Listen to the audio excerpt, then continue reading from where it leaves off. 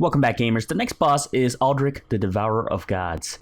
Now, before I get into the boss, the character I'm playing is a pure sorcerer, so SL 51 is the SL level I'm at. Everything is invested into. For this fight, I'm going to push my damage as much as I can with my staff, and also push my damage with my rings. So, sorcerer boost rings in all 2 slots, magic clutch for extra damage, and of course, fast cast. The spells I'm going to use for this fight is Great Heavy Soul Arrows and, of course, Great Soul Arrows.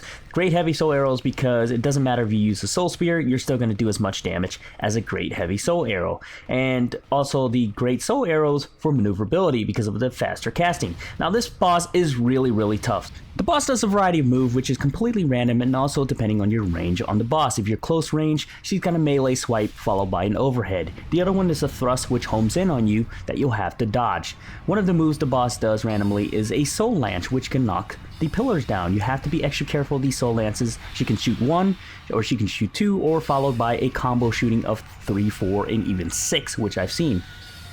The other moves that you'll see is if you're in range, she'll summon these soul masses that homes in on you. So you have to watch between the soul masses to launch spells.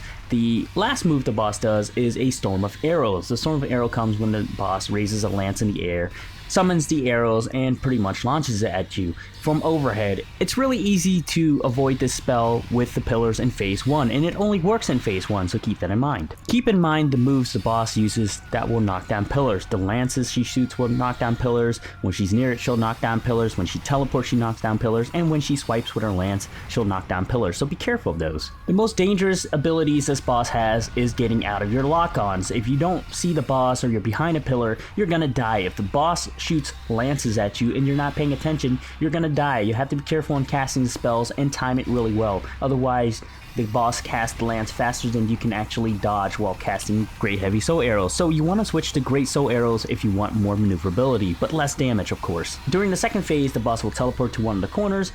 You'll see more Crystal Soul Mass summon faster. The lances pretty much stays the same. The melee swipes become 2 swipes instead of just 1. And of course, our overhead storm, and unlike phase 1, is going to follow you this time. It doesn't stop at a pillar. You can't line of sight it using the pillar. The best strategy I found and discovered beating this boss when she does summon an arrow storm is to run away from the boss and run in a square or rectangle with the pillars, because you'll be able to see the boss and see what spells are coming. If it's the lance or the balls, you'll be able to dodge it.